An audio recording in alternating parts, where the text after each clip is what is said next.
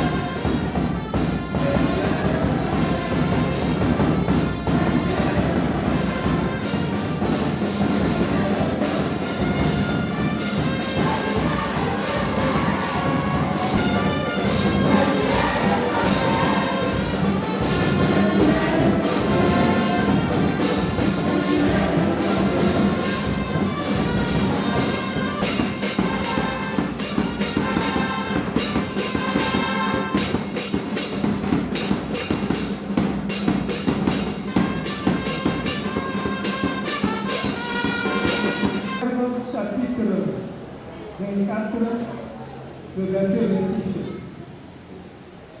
Celui qui crée l'Éternel possède un appui ferme.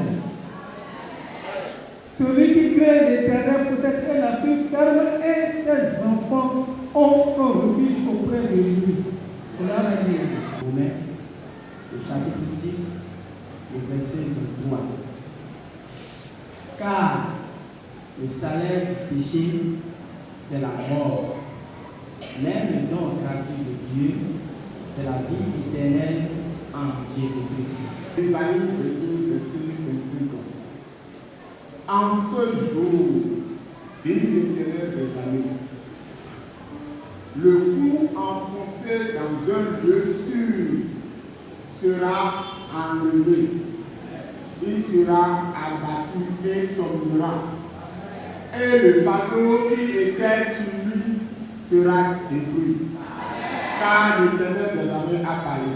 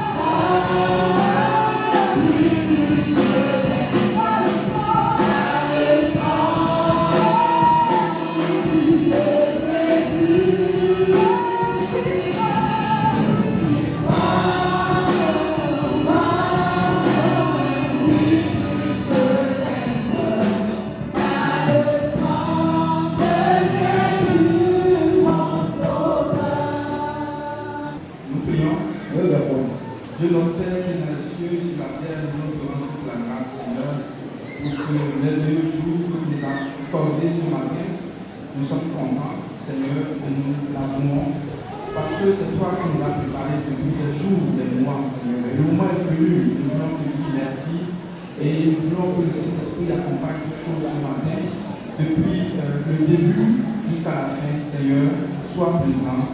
Et instruis-nous, parle-nous, Seigneur, au nom de Jésus dans nos vies. Amen, amen, amen. Ce jour est un jour mémorable devant Dieu et devant les hommes.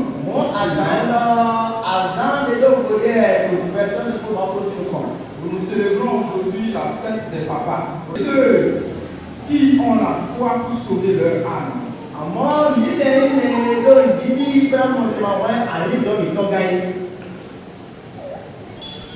Dans le monde actuel où l'agitation est devenue la norme,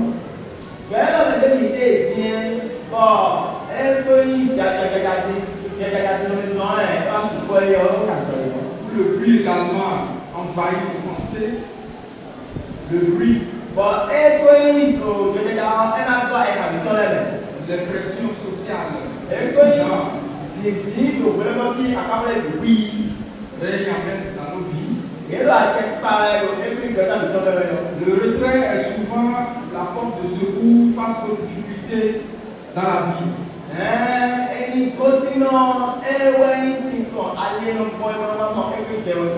Et cette parole, ce thème du moins, n'a pas été choisi au hasard pour les papas.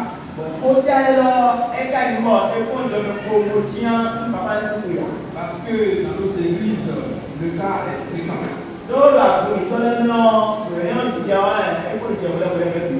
Alors, si nous voulons remonter un peu l'historique, le contexte dans lequel ce verset, ce thème a été choisi,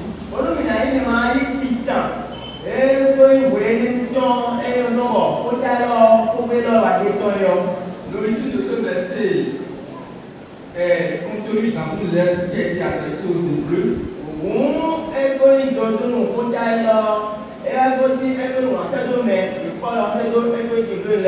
Qui étaient des chrétiens d'origine juive.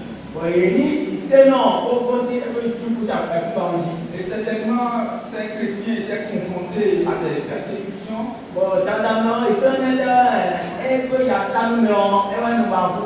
Et tentés de retourner dans la vie ancienne. afin d'échapper aux souffrances. Mais le verset de ce matin nous exhorte à persévérer dans la foi en Jésus-Christ.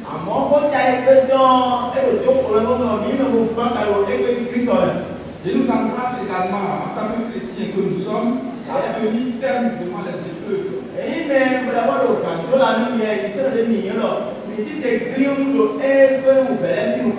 Devant une situation difficile et à ne pas perdre notre assurance, car une récompense nous attend à la fin.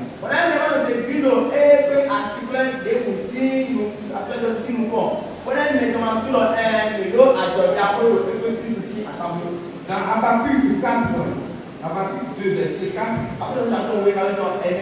il est dit que mon juste vivra par la foi. Nous comprenons ici donc que la foi est le socle de tout fondement de la vie chrétienne.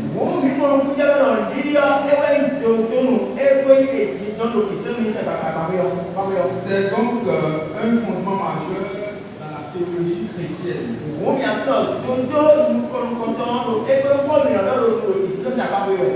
Notre terme peut être utilisé en deux parties. La première qui suit, nous ne sommes pas de ceux qui se retirent ou se perdent.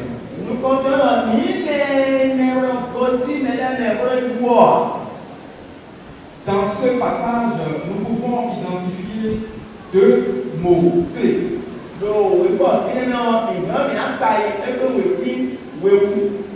Le premier mot-clé est intitulé se retirer.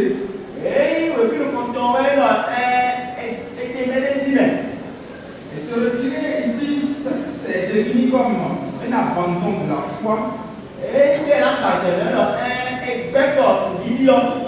ou un recul devant l'adversité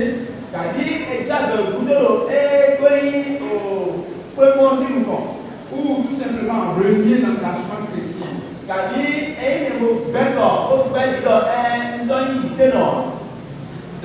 Toujours dans le premier passage, le second mot-clé qui est se perdre, il signifie quitter le chemin et qui conduit tout droit à la rue spirituelle et à la fête de la vie.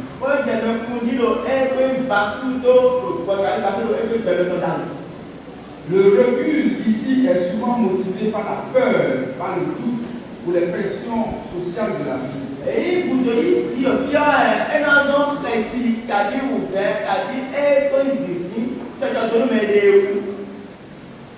Ce n'est donc point un simple doute, mais un choix que le chrétien fait lui-même pour s'éloigner du salut en Christ.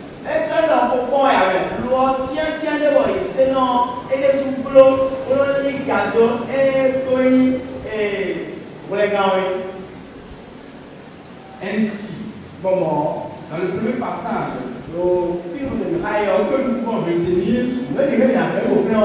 c'est que nous sommes exhortés à ne pas quitter le chemin afin de ne pas être victime de la perte de notre vie éternelle. Nous passons ici au deuxième passage. Mais de ceux qui ont la foi pour sauver leur âme.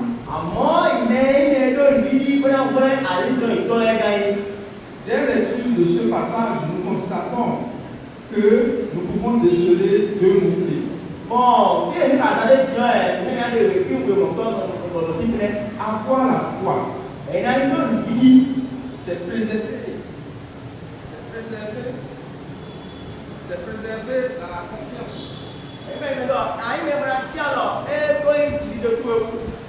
C'est même sans voir encore la promesse accomplie.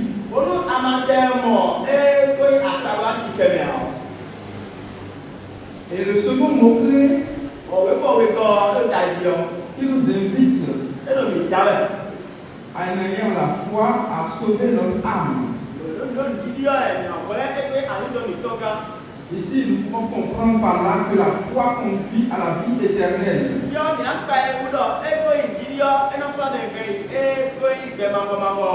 La foi peut conduire également à l'union avec Dieu.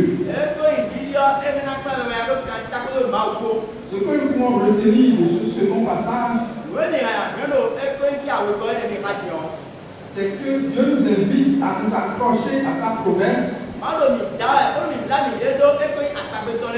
jusqu'à la fin pour être sauvés.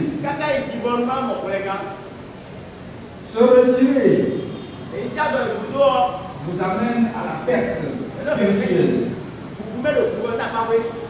Car lorsque nous quittons les repères,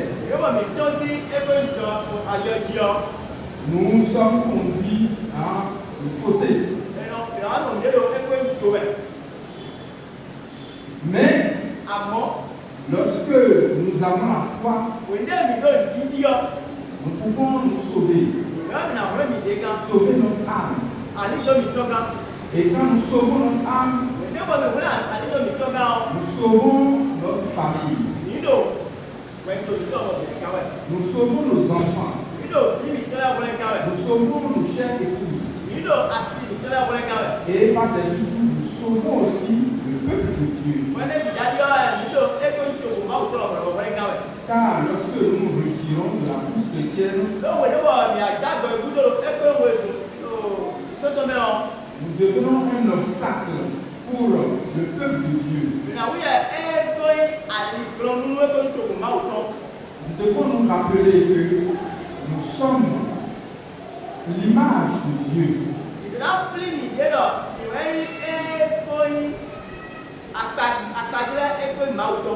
Et nos comportements, nos gestes, nos attitudes sont suivis par le monde du dehors. Ainsi, en tant que chrétiens, nous n'avons pas le droit de quitter le chemin spirituel.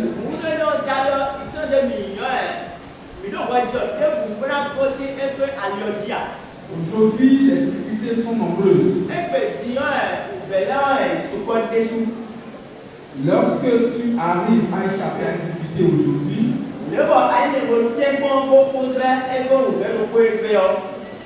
les instants qui suivent, tu rencontres d'autres.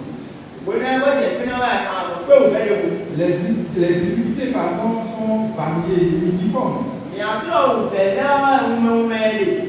Et chaque difficulté avec son aspect, son caractère spécial.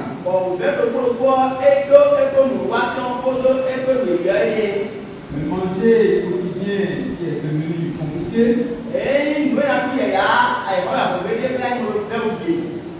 La recherche qui est difficile aussi. Et de jour en jour, les difficultés ne font que s'agrandir. Et nous cherchons aussi les forces de secours difficilement.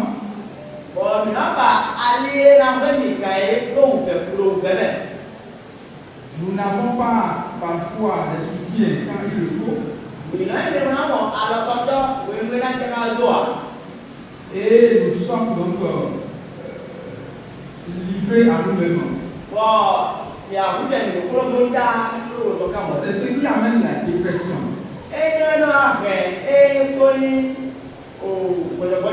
Les démotivations.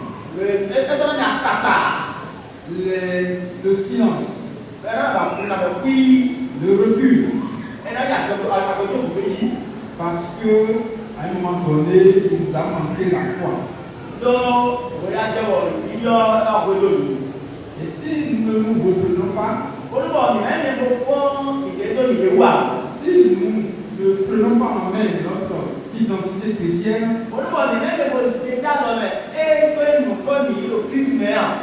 nous allons passer à côté. Et là, on nous appellera papa chrétien et le programme.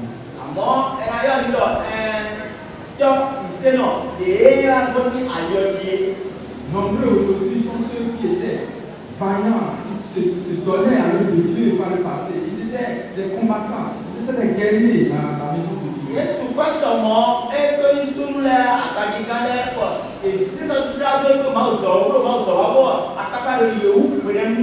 Mais à un moment donné, Ils se sont laissés entraîner par la pression de la vie, par les pensées de ce monde. Et ils se sont retournés encore dans cette vie. Mais lorsqu'on quitte le chemin, et que Dieu ne fait pas faveur, on devient pire qu'avant. Oui, parce que tout bascule. Et il est très difficile de se relever. Le monde est très attrayant. Et c'est qui tous les jours que je fais.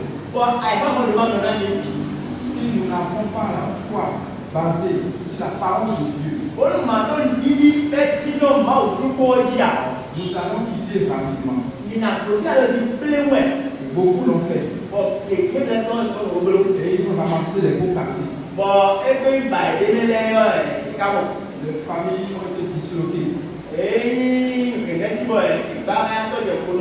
Les enfants ont pris leur chemin. Maman également a pris son chemin. Et voilà les conséquences. Alors que nous pouvons éviter le pire. Et c'est pour cela que je m'en vais tirer la conclusion de ce message ce matin. En disant que ce test est un puissant appel à la persévérance, à l'endurance. Parce que on dit souvent qu'après la pluie, il y a le beau temps.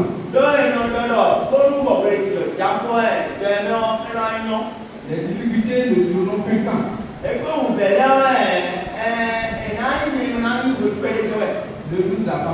Ne laissons pas notre foi par peur de découragement. Mais confions-nous à Dieu et attachons notre foi à sa parole. Je vous remercie. Je prie pour les jeunes, je prie pour les femmes, je prie pour les hommes qui célèbrent leur journée aujourd'hui, que dans nos rangs, personne ne retrograde, personne, Seigneur, ne rentre encore dans le monde, que nous soyons sur le chemin du ciel. Permets-nous de marcher résolument et d'aller jusqu'au bout. Merci, Seigneur, parce que ton secours est là. Sois célébré. Nous allons prier au nom de Jésus.